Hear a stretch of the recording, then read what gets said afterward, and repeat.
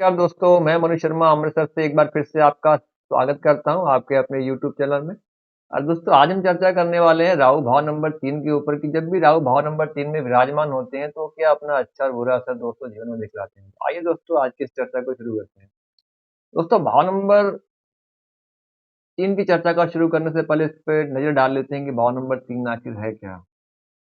दोस्तों भाव नंबर 3 जो है ये हमारा शौर्य है, हमारा पराक्रम है, हमारा साहस है, हमारे में कितना कॉन्फिडेंट है, हमारे अंदर कितनी शक्ति है, हम कितने बल के मालिक हैं।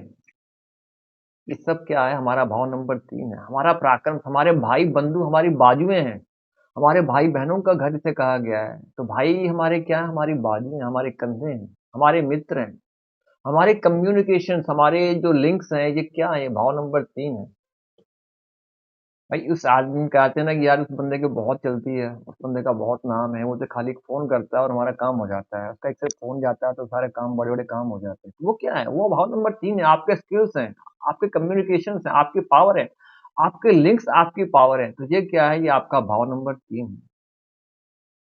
दोस्तों डेफ़िनेटली अब भाव नंबर 3 पे अब राहु देव का प्रभाव होने वाला है। जब भाव नंबर 3 में आकर के बैठेंगे राहु देव, तो अब आपको यहाँ पर राहु देव डेफ़िनेटली जो है बहुत ज़्यादा शौर्य देने वाले हैं, पराक्रम देने वाले हैं, बहुत ज़्यादा कॉन्फिडेंट देने वाले हैं और बहुत बड़े-बड़े अच्छे मित्र देने वाले हैं, जिनके संबंध से आपके बैठे-बैठाए काम बनने वाले हैं।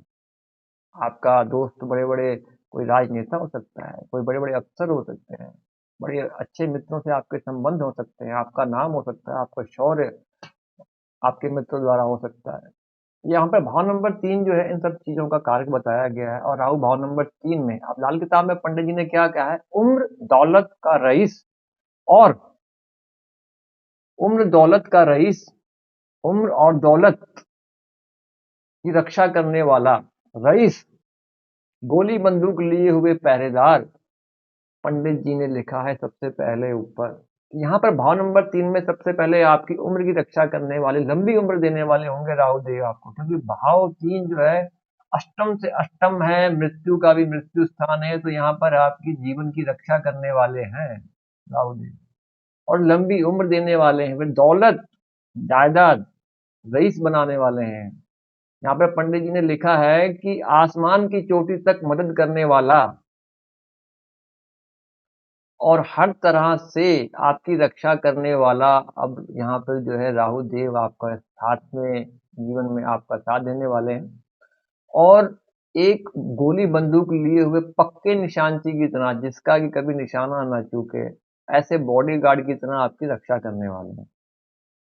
दोस्तों भाव नंबर 3 के राहु के समय, भाव नंबर 3 जो राहु है उसको हाथी माना गया है। तो हाथी कौन सा हाथी? जो शेरों का शिकारी हाथी होगा। तो अब ऐसा व्यक्ति जो होगा निडर होगा, बेखौफ होगा, शेरों का शिकार, शत्रुओं पर टूट पड़ने वाला होगा, ठीक है, और बेधड़क होकर, निडर होकर के जो है हर किसी की मदद करने वाला एक सुखी और धनी इंसान होगा। यहाँ पर जो राहुदेव में आदमी को लंबी उम्र और दौलत जागीरों की शर्त करते हैं, मतलब कि ऐसे आदमी को धन संपत्ति जायदाद के सुख होते हैं, ऐसा आदमी जो है ज्यादातर रईस होता है, नहीं तो बन जाता है। दोस्तों भाव नंबर 3 के समय पंडित जी ने लिखा है कि अब ऐसे व्यक्ति को 2 साल पहले ही पता लग जाता है कि क्या होने वाला है, क्योंकि अब राहु यहाँ पे जो है ऐसे व्यक्ति को इंट्यूशन पावर देता है, जिसकी वजह से उसे साल 2 साल पहले ऐसे सपने आते हैं, घटनाओं का पता लग जाता है कि उसके साथ क्या होने वाला है। उसके सपने ज़्यादातर जो है सच्चे होते हैं, उससे व्यक्ति को भविष्य का कहीं न कहीं पहले ही अंदेशा होने लग जाता है। तो राहु देव यहाँ पे देखिए आपको कितनी अच्छी पावर्स देते हैं, रक्षा करते हैं। यहाँ पे राहु देव भाव नंबर 3 में उच्च के हो जाते हैं। भाव नंबर 3 के समय और पंडित जी ने लिखा है मंगल के साथ, यदि भाव नंबर 3 में राहु के साथ मंगल देव विराजमान हो जाएँ, अब जो है यहाँ पर एक शाही सवारी बन जाएगी। शाही सवारी मतलब मंगल की सवा राहु हाथी के ऊपर बैठ के जो सवारी निकलती है, तो शाही सवारी है। मंगल के साथ से जो है अब आपको जो है शाही सवारी का सुख मिलेगा। ऐसा व्यक्ति एक राजा की तरह होगा। अब देखिए इस ज़माने में राजा तो होते नहीं। अब ऐसी अवस्था में जब भी मंगल के साथ राहु तीसरे भाव में बैठ जाएँगे, तो आपको जो एक बहुत ही बढ़िया वाहन के सुख मिलेंगे जीवन में, बढ़िया-बढ़िया गाड़ियों के सुख मिल सकते हैं आपको। आप एक राजा की तरह रहने वाले हैं, आपका लाइफ़स्टाइल एक राजा की तरह होने वाला है, आपका एटीट्यूड एक अलग ही एक किंग स्टाइल रहने वाला है। ये जो है ये मंगल के साथ से यहाँ पे पंडित जी ने लिखा हुआ है।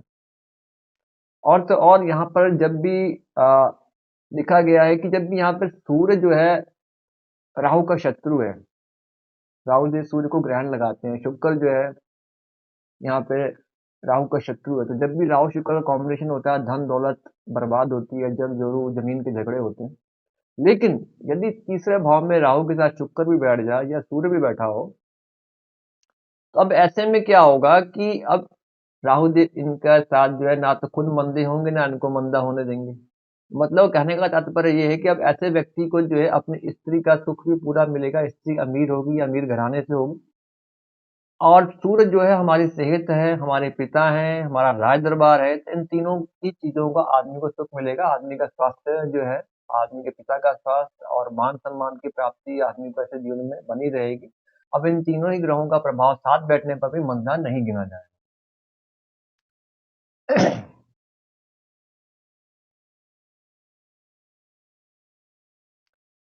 दोस्तों और पंडित जी ने लिखा है कि अब ऐसे व्यक्ति की जो कलम होगी तो उसमें तलवार से ज्यादा ताकत होगी। मतलब यदि ऐसा व्यक्ति जो होगा कलम का धनी होगा, ऐसा व्यक्ति यदि राइटर हो, लेखक हो या कोई अफसर हो जो कि कलम चलाता हो, तो अब उसकी कलम जो है तलवार से ज्यादा ताकत रखती होगी, बहुत ज्यादा पैनी तीखी होगी। मतलब कि जो भी वो लिखता होगा वो उसमें जो उसके शब्द में जो शक्ति होगी तलवार से ज्यादा कहीं होगी। और ऐसा व्यक्ति आखिरी समय में अपनी दौलत ज्यादा जरूर छोड़कर जाएगा और कभी भी जिंदगी में कर्जा लेकर नहीं मरेगा। कितनी बड़ी बात है कि अब ऐसा व्यक्ति अपने जीवन में दौलत ज्यादा छोड़कर जाने वाला है और ना ही उसके ऊपर कर्जा रहने वाला है। तो दोस्तों ये थी कुछ बातें भाव नंबर 3 के राहु की जो बहुत ही अच्छी थी और सकारात्मक प्रभाव के बारे में थी। तो अब बात करते हैं कुछ नकारात्मक प्रभाव की कि जब भी राहु भाव नंबर 3 में अगर नेगेटिव हो तो वो क्या अशुभ प्रभाव दे सकते हैं। तो इसके लिए देखिए कुछ निशानियां भी मैं बताता हूँ कि राहु भाव नंबर 3 के समय क्या क्या निशानियां होती हैं। तो पहले उन पर चर्चा कर लेते हैं। देखिए राहु भाव नंबर 3 के समय जो निशानी बताई गई है सबसे पहले है कि ऐसा व्यक्ति जिसको भी पैसे देता है उसकी उससे बिगड़ जाती है। ठीक है, तो राहु नंबर भाव के 3 के समय सबसे पहले आदमी को ये बात ध्यान में रखनी चाहिए कि भाई पैसे किसी को नहीं देने हैं। यदि ऐसा व्यक्ति किसी को पैसे देगा तो उसकी उससे ये बिगड़ जाएगी। ये तो है राहु की पहली निशानी। ठीक है? और दूसरी निशानी ये है कि ऐसे व्यक्ति के घर के आसपास कोई धार्मिक स्थल हो सकता है, मंदिर वगैरह देखने को मिलेगा। ये भी राहु नंबर 3 की निशानी है। और उसके बाद में एक और निशानी है कि ऐसे व्यक्तियों के घर में अमूमन हाथी दांत की बनी हुई कोई ना कोई आइटम्स वगैरह मिल सकती है और या फिर हाथी का खिलौना आपको देखने को मिल सकता है। ठीक है, हाथी का खिलौना जरूर निकल आता है या हाथी दांत से बनी चीजें निकल आती है। तो ये कुछ राहु भाव नंबर 3 के समय की कुछ निशानियां मैंने आपको बताई हैं। अब बात करते हैं मंदे प्रभाव के बारे में। तो दोस्तों यहाँ पर पंडित जी ने लिखा है कि अब ऐसे व्यक्ति के भाई बंधु जो होंगे उसे धोखा फरेब देंगे, उनसे झगड़े होंगे। ऐसे व्यक्ति के भाई बंधु से पैसे लेकर मुकर जाएंगे या दौलत बर्बाद करेंगे। ठीक है, उसको धोखा फरेब में जो है फंसाएंगे। अब ऐसे व्यक्तियों को इन सब चीजों से परहेज रखना चाहिए।